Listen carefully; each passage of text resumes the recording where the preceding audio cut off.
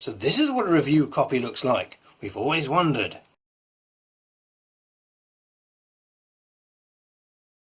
So the first thing you're going to notice is the box. Remember at the start of A New Hope when the rebel ship is swallowed up by the Star Destroyer?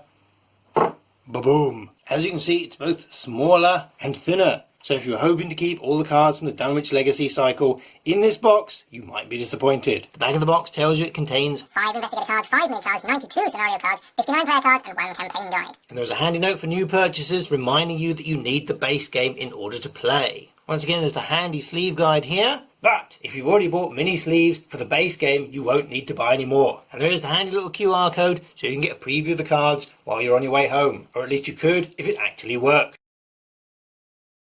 Your previous Arkham Horror box was a lovely 2-part box constructed of thick cardboard that fit together beautifully. This is made from a much thinner cardboard, and it's also a tuck box style, so called because the flaps tuck in and form the structure of the box. Inside the box there is an insert to stop stuff wobbling about, but 2 of the 3 compartments of the insert have nothing in. What you do get are 3 sealed decks of cards, one of which has a player back, one of which has a scenario back. And in the third pile, the back and the front cards are scenario cards facing outwards. So if you are trying to avoid spoilers, get someone else to open this. First thing you do is check your stickers. Each of your packs should have a quality control sticker on that lets you know that it's been checked and that there are the right amount and quantity of cards in there. The colour of the sticker should match the colour of your base set, and that indicates the language of the product, as this product has been localised into all sorts of different languages. First pack we're going to look at is your player back cards here, and in here you'll find 2 investigator specific cards for the 5 new investigators, all the new cards for the 5 different classes, 2 neutral items as well. Unlike the core box, there are 2 copies of every player card in this set, which means you shouldn't need to purchase more than 1 per player. And if you are using the recommended starter decks which don't cross over in their classes, you should be able to get 2 players out of one of these boxes, providing you don't both want the cookery. Every class gets 4 new cards,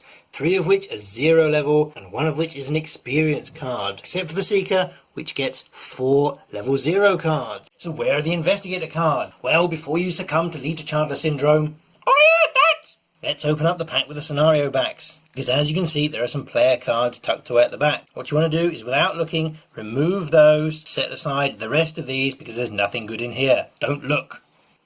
Carefully peek at the back 3 cards of this stack, and without looking, set those aside because those are going to be story assets and you don't want to spoil the scenario. And that leaves 2 copies of 3 new basic weaknesses. So when you're constructing your investigator decks, you add these to your pool of 10 basic weaknesses. One of these has the permanent keyword that we've talked about on the channel before, so make sure you brush up on how permanents work on page 16 of the rulebook. New investigator cards. This means you have to head deep into spoiler country and open your final pack of cards. Remember, if you're using a sharp object, always get a grown-up to help you. If you start at the O'Bannon's Thug end, they're 14 cards down, so scoop out those 5 new investigators without looking at any other spoilery information. There are 12 brand new encounter sets in this campaign. They are of different sizes because don't forget the Act Agenda location cards also count as part of an encounter set. Some of these will feature story assets which have player backs, and some will have story assets which don't have player backs. There's one encounter set which is just a single card which has a player back, and you'll find out pretty soon who that is, although you can guess if you've been reading the fluff. The game also uses encounter set from the core box. If you like having your scenarios pre-built,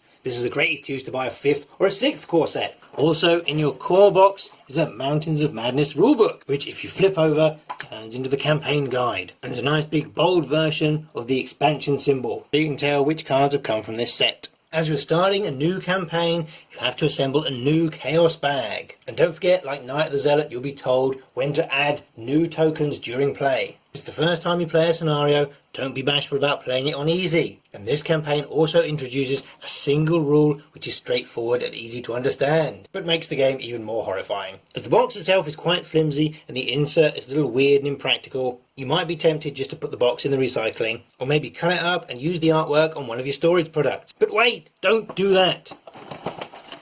Don't forget about your poor investigator cards. You do get a fabulous mini Ziploc bag for your investigator cards, which does make us a little giddy, but you don't get any other Ziploc bags for the cards. And unlike the insert in the base box, you can't flip it over and do something useful with it. Cards themselves don't actually fit anywhere other than in the central part. This game contains 2 brand new scenarios, which kick off the Dunwich Legacy campaign. We aren't going to spoil it in this video, but in one of the new scenarios you reuse 3 encounter sets from the core box, and the other scenario uses 2 encounter sets from the core box. Think which set you like seeing the least. Hey!